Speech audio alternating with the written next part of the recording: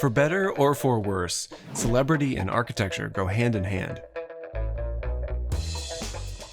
I mean, designing and constructing a building, it costs quite a bit of money, so it's no surprise when wealthy and famous people commission architects to design structures for them. One of the most popular YouTube channels that talk about architecture is actually Architectural Digest's tours of celebrity homes. But sometimes celebrities' interests go well beyond just commissioning an architect to design a house, or even a few of them. And two celebrities in particular, Brad Pitt and Kanye West, their love of architecture is almost a constant headline.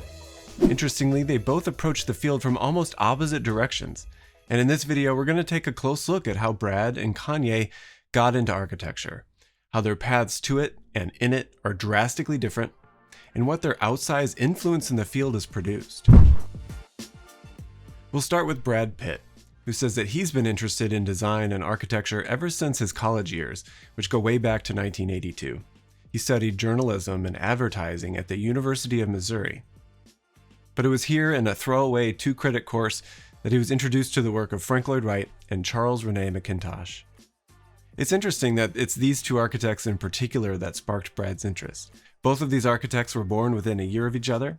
They worked during the late 1900s and in the early 20th century. Frank Lloyd Wright practiced here in the United States, and Mackintosh was Scottish. But despite this geographic divide, the historian Nicholas Pevsner, he described Charles René Mackintosh as the European counterpoint of Frank Lloyd Wright. Some of their similarities include an approach to designing buildings from the inside out, meaning that they started with rooms and their connections, and then the exterior of the resultant building ends up being more fragmented in appearance than as a result. But for our purposes, their main point of connection between these two is their shared interest in total design, and that includes the designing of the scale of the entire building, but also down to the precise arrangement and composition of furniture on the interior. So if we look at a couple of the chairs that are designed by each of these architects, we can even see some more similarities. Their chairs are mostly made of wood, and they feature tall, upright backs.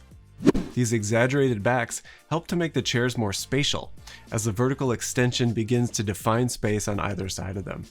In the Roby House by Frank Lloyd Wright, for instance, the chairs that are arranged around the dining room table forms a subtly defined room out of the repetition of the exaggerated chair backs.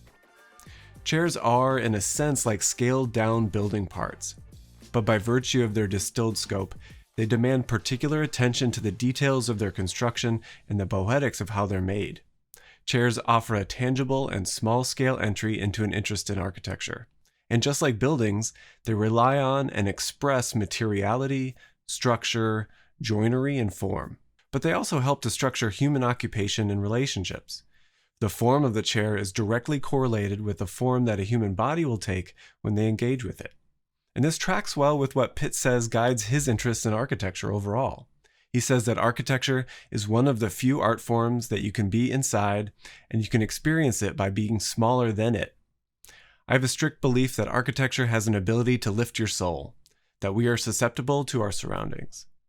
And he's also quoted as saying the misperception of architecture is that it's all aesthetic. The science is first, the study of how people will move through the space and how they will use it. How can we better our lives? And that is the science, and that is where the real architecture starts. The first thing that Brad Pitt bought with his acting money was a chair in the style of Frank Lloyd Wright, and he's recently narrated a film on the architect as well. So Pitt is interested in architecture as inhabitable art, how it is conceived and made, and then consequently, how it can better people's lives. It's about how a tangible object can create a distinct and almost measurable positive social outcome. Kanye's interest in architecture, on the other hand, it centers around a trip to the Louvre Museum in Paris, France. It was there that he came upon a lamp that was designed by the architect Le Corbusier. In contrast to the wooden chairs of Wright, the lamp is made of concrete, a seamless material without any joints. It's also not a particularly labored or expensive material either. And also, a lamp is not something that people interact with directly like a chair. Rather, it's something that we only really engage with visually.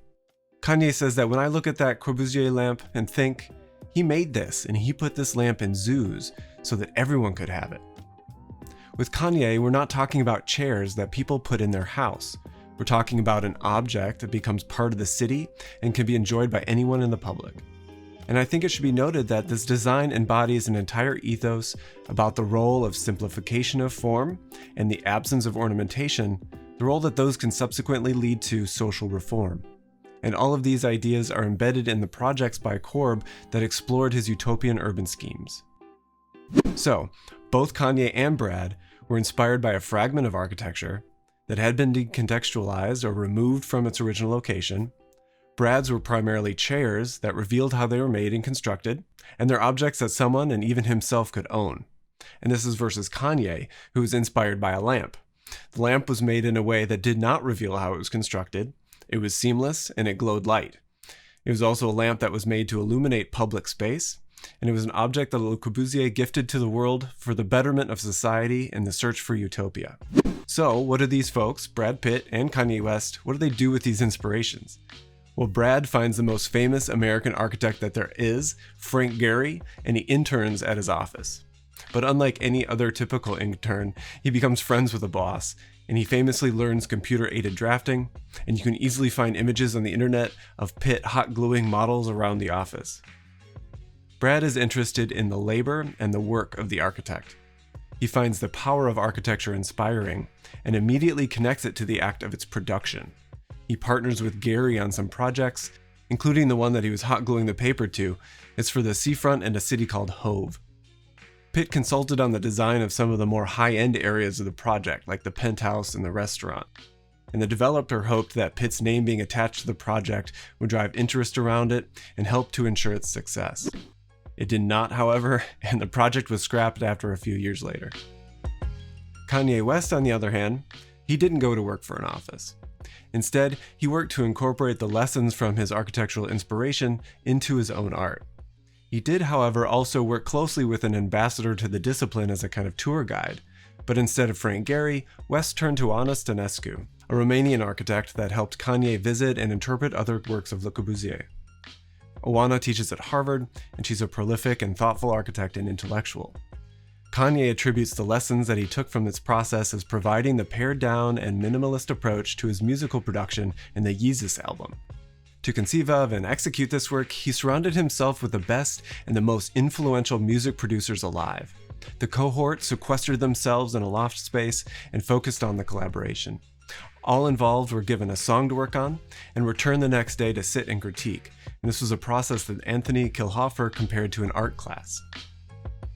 Also during this time, Kanye goes to the Harvard Graduate School of Design, where he gives an impromptu talk, and he declares, "I just wanted to tell you guys, I really believe that the world can be saved through design, and everything needs to actually be architected. I believe that utopia is actually possible." And then he goes on to extol the importance of representation and diversity in design fields like architecture. So to take stock so far, Pitt goes to the largest and most successful architecture firm out there. He immerses himself within the production of building by learning the tools of the trade and uses his access to make projects happen, advises the architect on matters of high-end design for some exclusive spaces, and his attachment to the projects elevates their commercial potential. Kanye, on the other hand, finds conceptual inspiration in a piece of architecture to produce music. He goes to the largest and most successful schools of architecture out there and advocates on the behalf of utopian thinking as practiced by the modernist masters, as well as the importance of diverse voices in the profession. Now that we're caught up, Brad Pitt, in addition to immersing himself in practice, he used his substantial influence to create a foundation called the Make It Right Foundation, a humanitarian nonprofit that focuses on the design and building of relief housing. This organization sprang into action in New Orleans after Hurricane Katrina to rebuild in an efficient and environmentally friendly way. This included gifting 150 safe, energy-efficient, and affordable homes that were designed by Pitt, William McDonough, and Graft architects. Then the organization partnered with Ellen DeGeneres to host a night to make it right, with celebrities and performances. 1,200 people attended this event at about $1,000 to $2,500 each to raise funds for the design and the construction of another 150 homes. These were designed by architects from around the globe like Frank Gehry, David Adjaye, and Shigeru Ban. That night they raised enough money to build around 90 of the 150 planned homes. The hope was that through good design, coupled with the power of celebrity endorsement, could just make things happen. building houses quickly and sustainably and resistant to future disasters. However, more recently, these houses have not stood the test of time. Many of the innovations that were included in these homes, they didn't work as intended, and there are shortcuts that were made to create the houses quickly and cheaply. For instance, the homes use special wood products called timber sill, which is advertised as free from many toxic ingredients. The wood wasn't able to withstand the extensive moisture of New Orleans, and now many of those houses are unfit for habitation and they're slated for demolition. And this is only after a few years after their construction. Kanye has a bit of a different model for wielding his interests and his influence, and I'd say that he operates more like a patron or a benefactor as well as collaborator. This format of engagement allows architects and artists to work in a way that's unconstrained by budgetary concerns.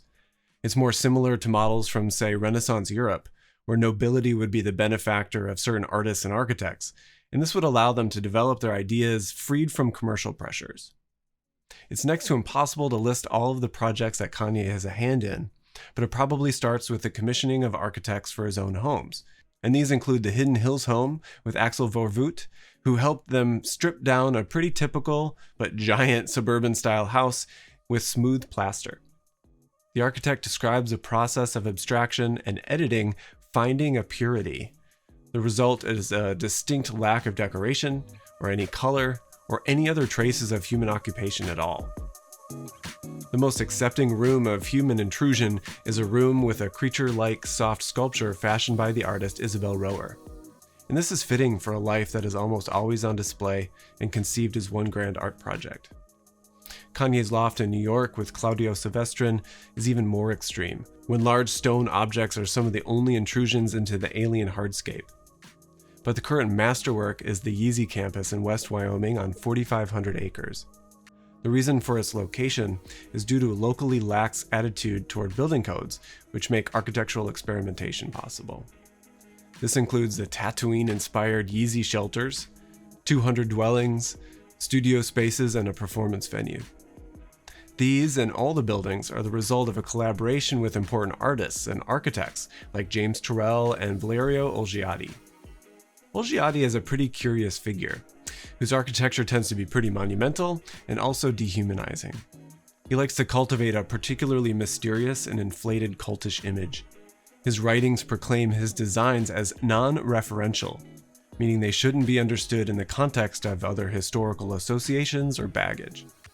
Olgiati says of Kanye, "I am Picasso, and his job is to buy land so that I can create. I have never had anyone who appreciates so much what I do." So my assessment is that each celebrity tries to use their money and influence for architecture to do good. But each approach ends up having some negative consequences. And also, let's be clear that neither one of them are architects. Rather, they possess a healthy fascination with architects and architecture, but in very different ways. Pitt's nonprofit moved a little too quickly for its own good, and it traded quality for speed and spectacle. Kanye's lofty ideals to change the world, they end up funneling money for exclusive high-end architecture theme parks, and they don't quite reach the world in the ways that are promised at the outset. But their interests do shed light on the profession in a way that I don't think would happen otherwise, which is probably a good thing overall. What are some of your favorite celebrity architecture moments? Leave your thoughts down in the comment section below. If you enjoyed this video, please consider hitting that like button, maybe subscribe to the channel if you wish, and if so, we'll keep making videos for you every Thursday, and while you're waiting for the next one, you can check out some of these others. See you over there.